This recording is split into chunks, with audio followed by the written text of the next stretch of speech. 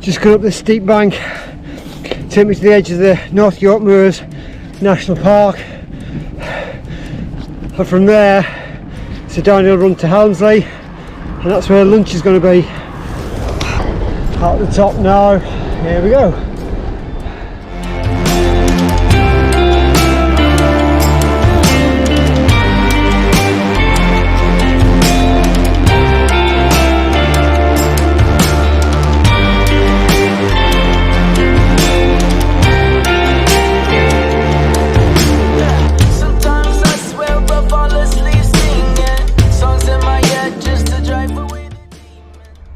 I'm here at the second stop in today's cycling historical adventure, and I'm outside the south gate of Helmsley Castle. So let's go and have a look and see what we can see inside.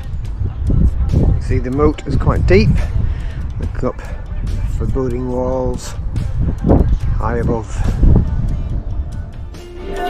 And then I take a deep breath, step back, relax. I think about all them good times and that's the dash. So what I've just walked through was the Barbican, or the outer gatehouse, and just behind me here, if I spin round, you can see I'm going to go through what would have been the original gatehouse.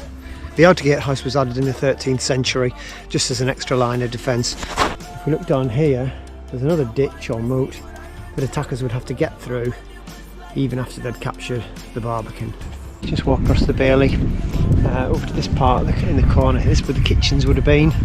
There's a buttery here, a pantry, where obviously all the food for the castle would be prepared, and then it would be carried into the great hall. This is where the kitchen was. Over here you can just about see that there's been ovens, bread ovens, probably rooms for storage, something like that. Scream and shout to what your will belong, because this is our purpose in life. These are the remains of the bread ovens, and these would have supported the work of the kitchen on the other side of the bailey there. See the brick lines rather than stone. So the castle was built in the 12th century by Robert de Roos, one of the Normans Lord, who was Earl of Helmsley. It's an impressive keep. This side's the side that's best preserved. We can see the crenellated walls at the top with the guard towers on the top, arrow slit windows. So I'm standing in front of the east tower, so one of the main defensive places in the castle. As you can see, it's been destroyed. It was destroyed during the English Civil War actually in 1644. So you get quite a good view of the town of Helmsley just there, and I'm on the ground, but if I'd been at the top it really would have been an imposing monument. So behind me you can see what would have been the old lodging quarters. They've been much developed from originally in the 12th century. If we just have a closer look, you can see that the windows are much bigger. This is probably more 16th century, so the windows are much bigger. Certainly no use for defence. Glass would have been way too expensive anyway during the medieval period, so it's interesting to see how the castle has developed over time even as it's been in use.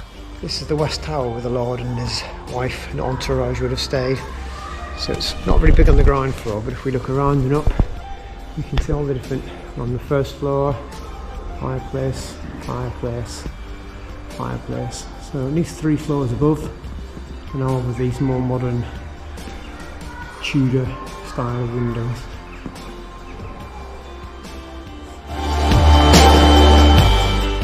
This is the remains of one of the guard towers. You can see that it's rounded. If you look out here, is would have been the window looking out over the northern gateway, and of course into the ditch below. And you can see the defensive earthworks here. Looking up to the tower, it's actually pretty steep. It's quite difficult to get up there when the defenders are throwing things down at you.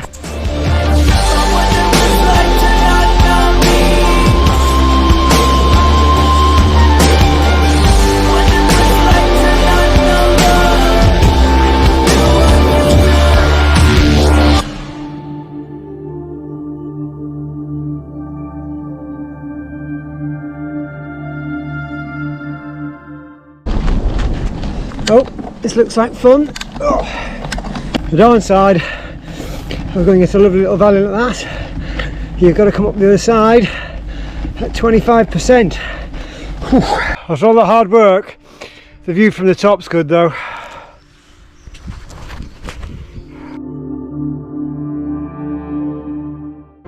Looks like the river's in flood. It's dusk, just a few kilometres to go, and that's the end of another good ride. About 125 kilometres in total, I think. Until the next time.